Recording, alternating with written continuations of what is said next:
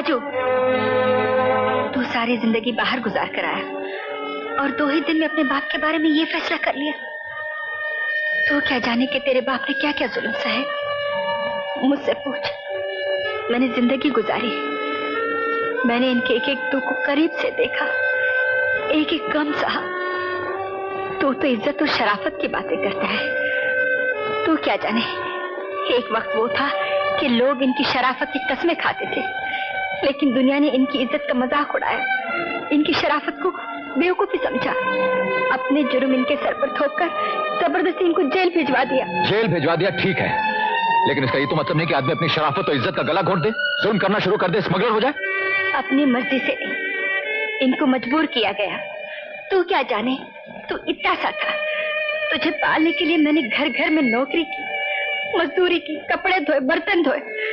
एक दिन काम करते करते मैं गिर गई, तेरी बहन पैदा होने से पहले मर गई, मेरी कोख उजड़ गई। दवाई के चंद रुपयों के लिए लोगों ने इनकी बहन लक्ष्मी की इज्जत लूट ली। इतने दुख झेलने के बाद या तो इंसान खुदकुशी कर लेता है या फिर नफरत और बदले की आग में दूसरा रास्ता इख्तियार कर लेता है। अगर तू और मैं न होते तो इन्होंने शायद खुदकुशी कर ली होती, लेकिन इन्होंने हमारे लिए अपने आप को जीते जी मार डाला। इसके बाद भी अगर तू जाना चाहता है तो जा, मैं समझूंगी हमारी तकदीर में यही है। पहले बहन गई, बेटी गई, अब बेटा भी घर छोड़कर जा रहा है। माँ मुझसे गलती हो गई माँ, मुझे माफ कर दो।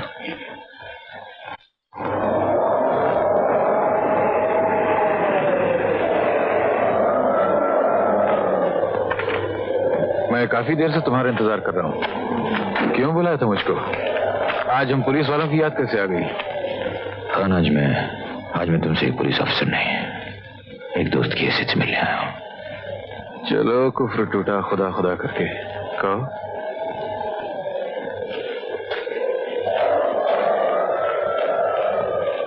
खान,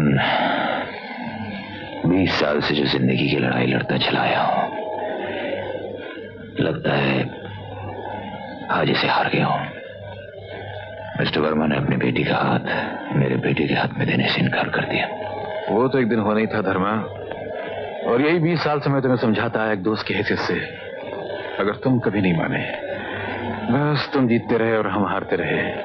कानून को सबूत चाहिए था और तुमने सबूत कभी हमारे हाथ पड़ने नहीं दिया।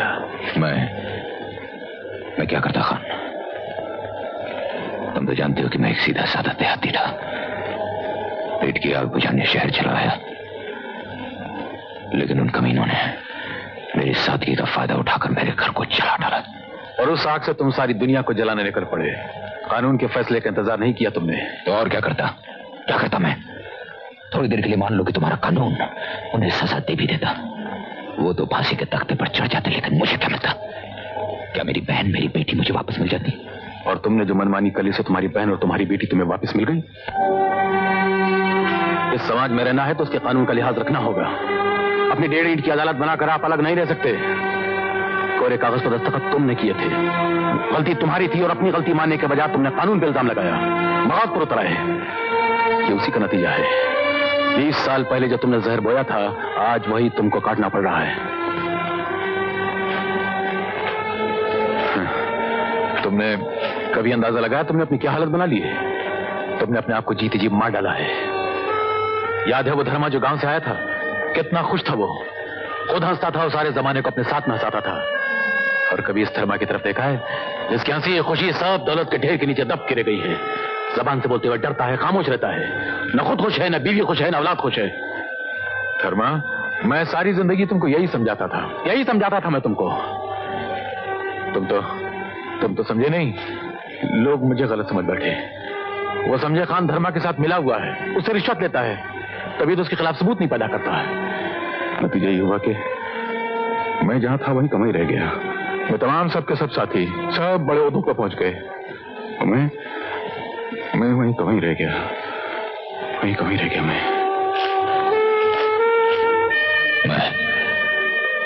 मैं तुम्हारा करता हूं खान। मेरी जिंदगी पर समाज, कानून, औलाद, सबका कर्ज चढ़ा हुआ है। और जब कर्ज अदा करने की बारी आएगी तो सबसे पहले तुम्हारा कर्ज अदा करूंगा। लेकिन मुझे थोड़ा वक्त चाहिए खान, मुझे थोड़ा वक्त चाहिए। मैं अपने बेटे का घर बसा लूं, मेरी परछाइयों से जो मेरे बेटे का घर चल रहा है उसे बचा लूं, फिर मैं अपने आप को तुम्हारे हवाले करने खुद आऊंगा। मैं खुद आऊंगा खान। लेकिन एक बात समझ लो धर्मा, यहां तक पहुंचने के लिए तुमने 20 साल लगाए हैं। वापसी में तुम्हें कानून के रास्ते से गुजरना होगा और वहां भी शायद तुम्हें 20 साल ही लगेंगे। मैं जाता हूं खान। मुझे इस आदमी के आसार अच्छे नजर नहीं आ रहे। धर्मा बिजनेस तुम्हारे नाम पे करता है, तुम फंस भी सकते हो। राजन, अब भी मौका है। लेकिन मिस्टर सिंह, मैं कर भी कर सकता हूं।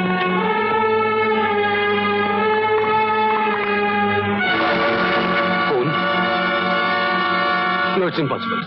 मिस्टर सिंह, हमारे पास ऐसा कोई आदमी जो धर्मा यहां ना सही, हांगकांग में तो है। हांगकांग के बॉस को टेलीफोन कर दो, उनसे कह दो धर्मचंद बुड्ढा हो गया है, अब उसे छुट्टी दे देनी चाहिए।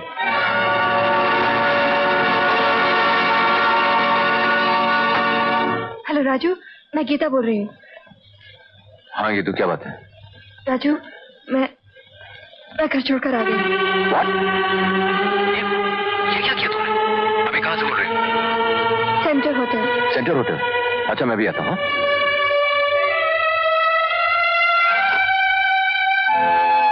हाँ राजू, मुझे यहाँ से ले चलो, कहीं भी, किसी भी जगह।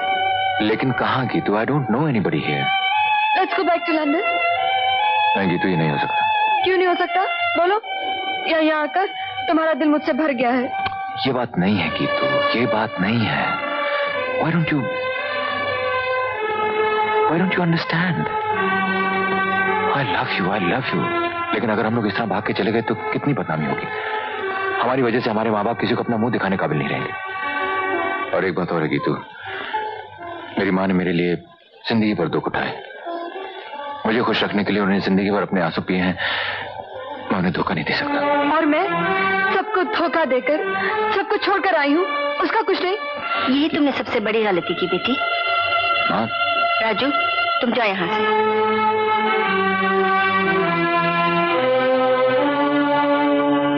बेटी, जानती हो क्या गलत कदम उठाया तुमने? तो अपने स्त्री धन का अपमान किया है तुमने। लड़की जिंदगी में सिर्फ 2 बार घर छोड़कर जाती है। एक बार जब अपने माँ बाप के घर से उसकी डोली जाती है, दूसरी बार अपने पति के घर से उसकी अर्थी उठती है। बस यही लड़की की जिंदगी है। उसको अपनी मर्जी से कदम उठाने का कोई हक नहीं। और माँ बाप अपनी जिद पर रहे, अपनी झूठी शान के लिए औलाद की जिंदगी बर्बाद करते हैं और वो खामोश है। सब कुछ चुपचाप सहते जाए। खामोश रहना और चुपचाप सब कुछ सहने का नाम ही औरत है। तुम ही बताओ माँ जी, राजू के डैडी ने जो कुछ भी किया उसमें राजू का क्या लेना देना? उसमें उसका क्या कसूर? बाप के जुर्म की सजा बेटा क्यों भुगते? होता है बेटी, ऐसा भी कभी होता है कि जुर्म कोई और करे और सजा किसी और को भुगतनी पड़ती है। सारी जिंदगी ऐसी गुजर गई। जवानी कब गई, बुढ़ापा कब आया, पता ही नहीं चला। सब कुछ चल गया। माफ करना बेटी, पुरानी बात याद आ गई। देख बेटी, कभी कोई गलत कदम नहीं उठाना, वरना जिंदगी पर ठोकरें खानी पड़ती है। क्या कह रही हो? ये राजू के साथ कोर्ट में शादी करके लंदन भाग जाना चाहती थी? जी हाँ, लेकिन मैंने इसे समझाया, ये विलायत नहीं हिंदुस्तान है। यहाँ जब तक माँ बाप कन्यादान न करें, आशीर्वाद न दें, उसको शादी नहीं समझा जाता। इसने अपनी गलती मान ली है, अब आप भी इसे माफ कर दीजिए। धर्मचंद जैसे आदमी की बीवी के मुंह से ऐसे अल्फाज सुनकर ताज्जुब हो रहा है। ये सुनकर और भी ताज्जुब होगा। ये सब उन्हीं का सिखाया हुआ है। जबान मेरी है, अल्फाज उनके हैं। खैर, मैं यहाँ ये सब बातें करने नहीं आई, सिर्फ इतना कहने आई हूँ, माँ बाप की इज्जत करना औलाद का फर्ज है, लेकिन माँ बाप का भी फर्ज है कि बच्चों के जज्बात की कदर करें। ताकि कल वो कोई गलत कदम ना उठा सके।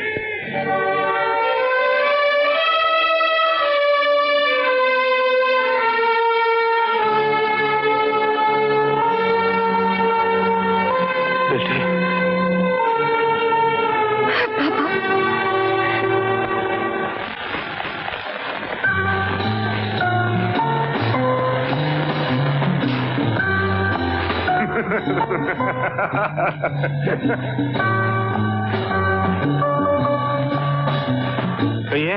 वर्मा साहब, आपसे कुछ बात करनी है। आइए आइए। कहिए। मैं आपके घर गया था, पता चला कि आप यहाँ हैं। तो वर्मा साहब, आप चाहे तो मेरा बेटा मुझसे छीन लीजिए, लेकिन मेरी बेटी की खुशियों से मत छीनिए। बस बस, और कुछ कहने की जरूरत नहीं, मुझे सब कुछ पता चल गया। असल में बात यह है, मैं खुद शर्मिंदा हूं। Waiter, whisky. मैं शराब नहीं पीता। 2 घूंट। कोर्ट तो जिंदगी में बहुत पिए वर्मा साहब, लेकिन शराब की नहीं।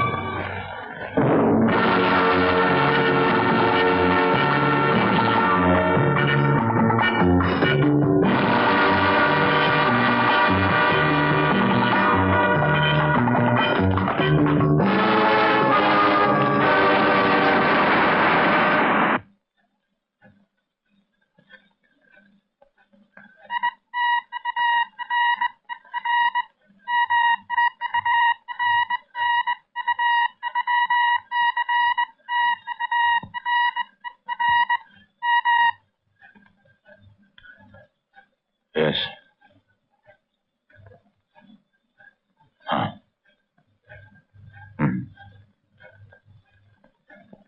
ओके।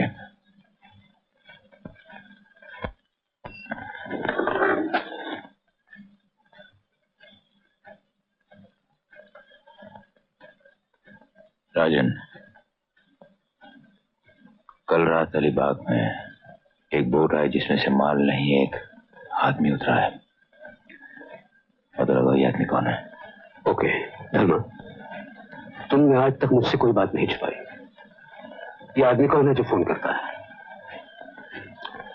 मरने से पहले तुम्हें बता दूंगा।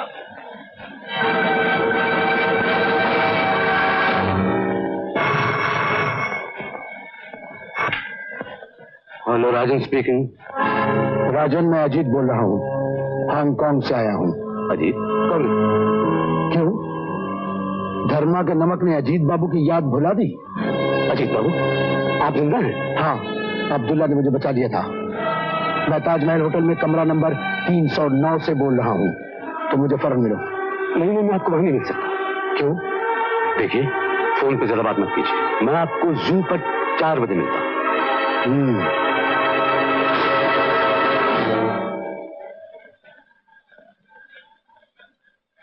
हाँ, ओके, थैंक यू।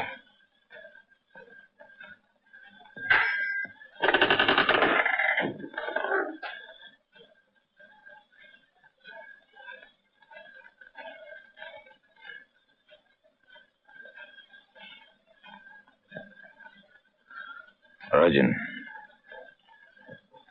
अलीबाग बीच पे जो आदमी उतरा था, उसके बारे में कुछ पता चला? मैंने उस काम पर आदमी लगा रखे, लेकिन अभी तक कुछ पता नहीं चला। वो आदमी ताजमहल होटल में ठहरा था। ताजमहल, कमरा नंबर 309। 309।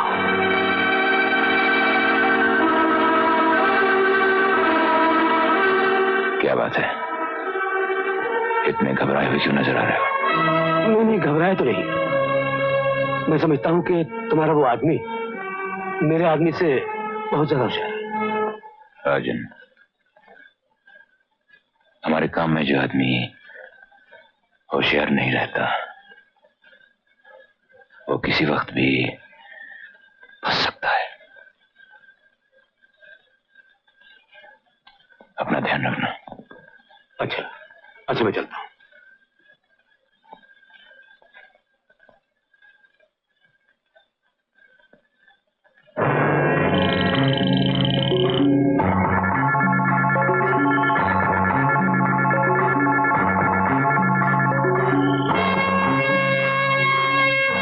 राजन, तुमने मुझे यहां क्यों बुलाया?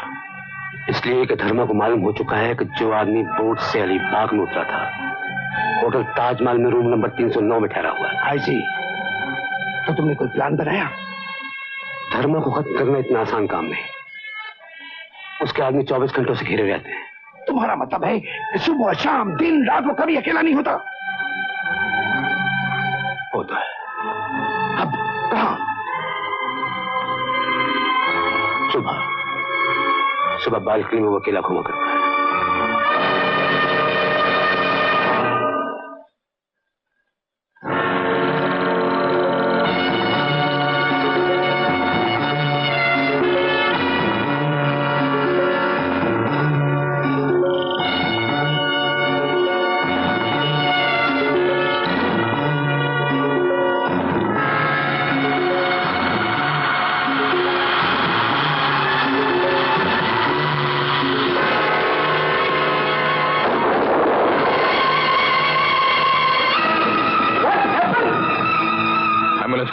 और डॉक्टर परेरा को फोन करो जल्दी, क्विक। राधा, राधा, देखा, अब हम नहीं बच सकते। राधा, ए राधा, तुमका कुछ ना हुई राधा। अरे गुनाह हम किए हैं, सजा तुमका कैसे मिल सकता है? तुमको नहीं मिल सकता राधा। ये सजा नहीं, ये तो हमारा सौभाग्य है कि तो हाथों में दम तोड़ा। राधा, माँ, माँ, ये क्या? कुछ नहीं हुआ बेटे, कुछ नहीं हुआ। किरनार बिल्डिंग को घेर लो, वो आदमी काली जैकेट पहने। राधा, अब तो हर हवाले है।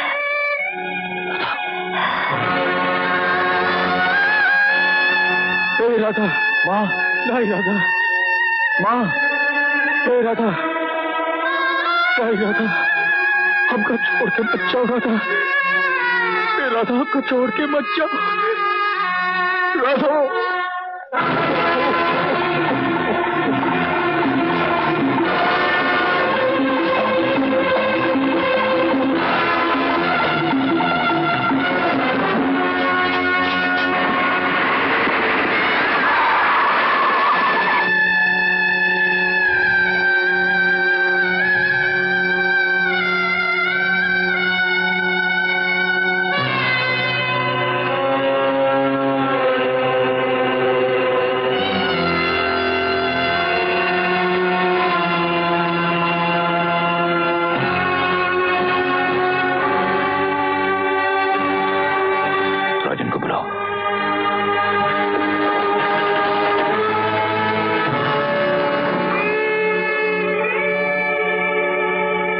वाकई सच्चा है तो मेरे बेटे के हाथ से खून न होने देना।